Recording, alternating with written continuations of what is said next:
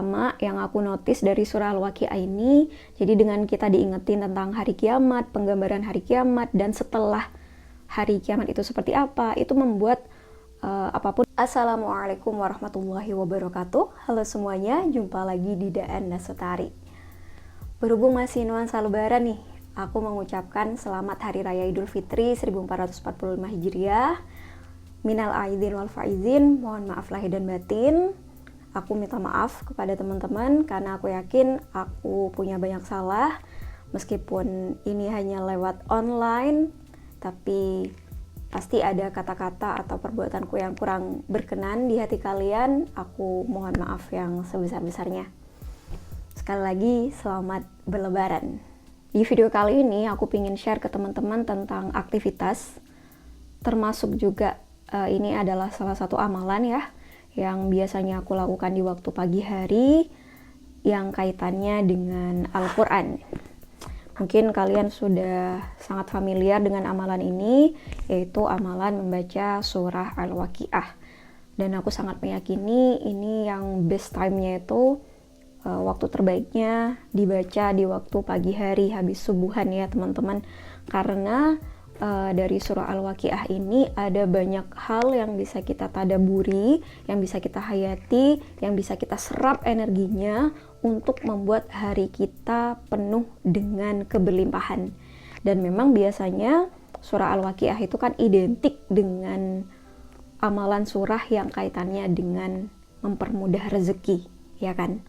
Jadi di sini aku ingin nge-share ke kalian betapa besar energi yang bisa kita serap dari aktivitas kita membaca Al-Waqiah di waktu pagi hari sebelum beraktivitas. Aku udah beberapa kali bikin video tentang keajaiban waktu di pagi hari. Jadi pagi hari itu adalah salah satu waktu yang istimewa ya teman-teman. Di agama kita juga salah satunya kita diwajibin untuk sholat, kita berdoa. Karena memang di waktu pagi hari itu adalah waktu yang sangat bagus untuk memulai hari. Bahkan banyak juga orang-orang western, orang-orang barat yang ngerasain gitu keajaiban di pagi hari.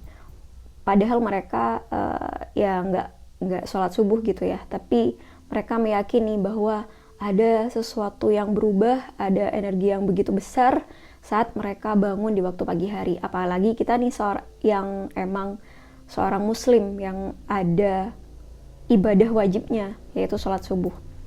Oke, kita kembali lagi di surah Al-Waqiah. Jadi biasanya aku memang baca Al-Qur'annya itu yang ada terjemahannya ya. Dan ini adalah Al-Qur'anku yang udah lama menemaniku teman-teman sejak aku SMP sampai bentuknya udah kayak gini. Tapi ini mengandung sejarah yang sangat berarti dalam hidupku. Aku ngenotis ada 2 bagian dari surah Al-Waqiah yang bisa kita tadaburi untuk mengawali pagi hari kita teman-teman. Dan insya Allah ini bisa menjadikan kita menjadi orang yang berlimpah. Rezeki kita akan berlimpah. Jadi kita tuh bukan kayak menunggu datangnya rezeki setelah membaca surah Al-Waqiah ini, tapi pas kita membacanya kita sudah merasakan keberlimpahan. Oke, yang bagian yang pertama yang aku notice dari surah ini adalah tentang hari kiamat, tentang hari akhir, ya kan. Jadi di awal-awal surah itu memang menjelaskan tentang hari kiamat. Nah, dari sini aku jadi kayak gini, setiap aktivitas pagi hari atau setiap aku akan melakukan sebuah ikhtiar, entah bekerja, atau aku akan melakukan apapun di waktu hari itu, suatu saat itu pasti akan ada endingnya gitu. Jadi apa yang kita hidup di dunia ini tuh bakal ada akhirnya. Dan nanti pasti ada judgment-nya, ada hari peradilannya. Jadi aku meyakini bahwa apapun yang akan aku lakukan di waktu pagi hari, ini nanti akan dinilai. Ini nanti akan ada peradilannya gitu. Meskipun ya hal yang kita akan lakukan itu mungkin buat manusia atau dinilai oleh manusia itu kurang bagus atau hasilnya tidak memuaskan, tapi yang Allah lihat adalah prosesnya. Jadi misalnya nih ya, kita mau berangkat dagang nih, mau berangkat jualan.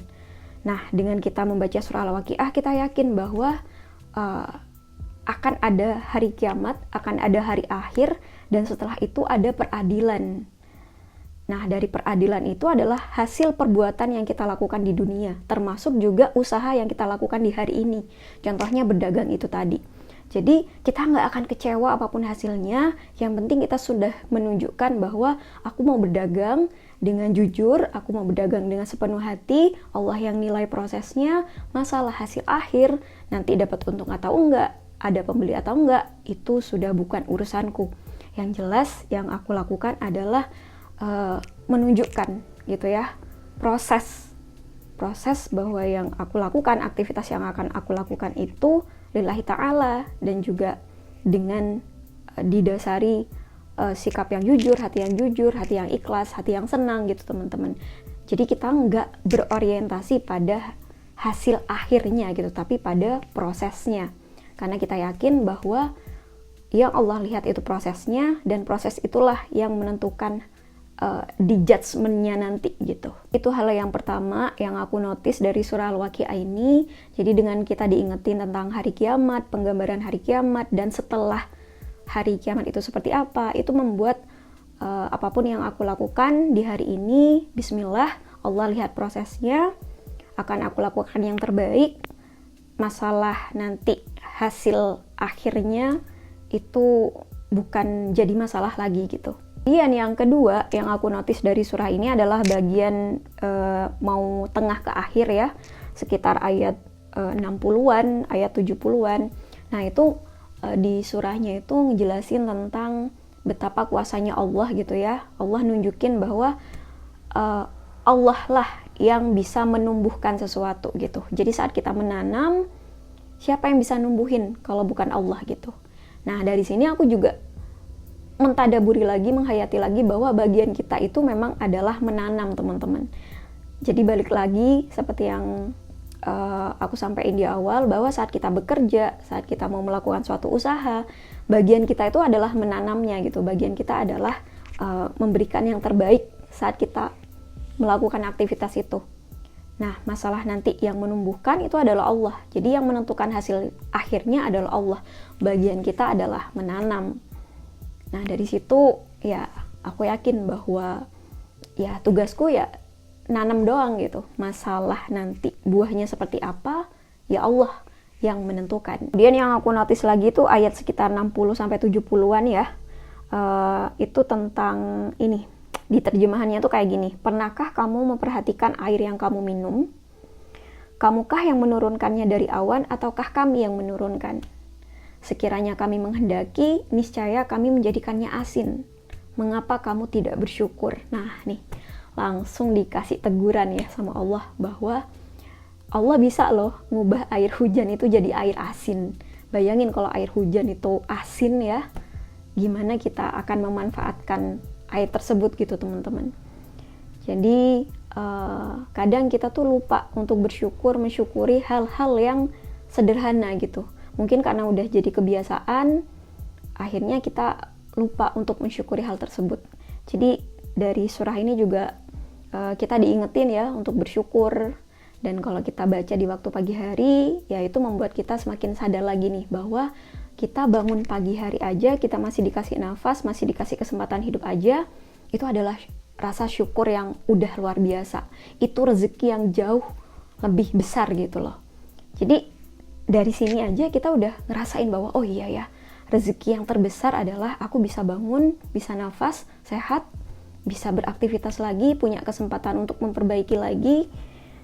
Jadi surah ini emang kaitannya sama rezeki banget sih. Kita akan merasa berlimpah kalau kita bisa mentadaburi atau menghayatinya. Kurang lebih itu ya yang aku notice dari pembacaan surah Al-Waqiah ini. Jadi setiap pagi hari sebelum kita beraktivitas, habis subuhan ya, kita sempetin untuk mentadaburi, membaca sekaligus mentadaburi surah Al-Waqiah karena memang di surah ini tuh benar-benar menumbuhkan rezeki gitu, menumbuhkan kesadaran bahwa saat kita bangun aja itu adalah rezeki yang luar biasa.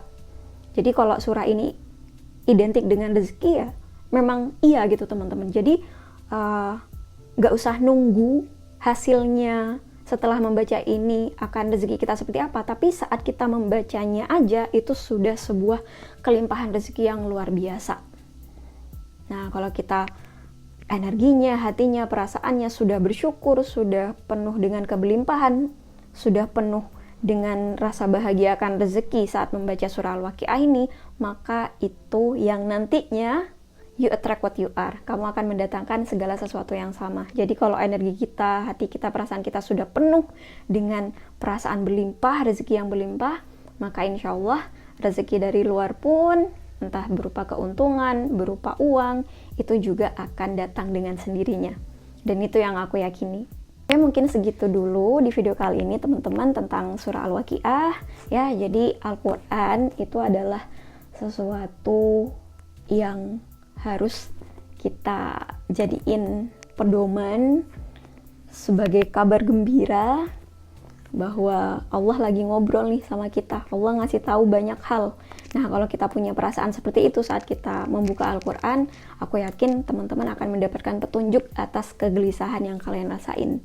Aku udah pernah ngebahas tentang hal ini di video yang sebelumnya ya, tentang gimana kita dapat petunjuk secara instan lewat Al-Quran. Jadi saat kita memegangnya, saat kita mulai membacanya, rasakan bahwa ini adalah sesuatu yang luar biasa. Ini adalah perkataannya Allah langsung ke kita. Allah lagi ngobrol sama kita. Insya Allah kalian akan dapat petunjuk yang luar biasa dari Al-Quran ini. Itu aja di video kali ini ya teman-teman. Terima kasih sudah menyimak videonya. Sampai jumpa lagi di video-video yang selanjutnya ya. Insya Allah. Wassalamualaikum warahmatullahi wabarakatuh. Bye-bye.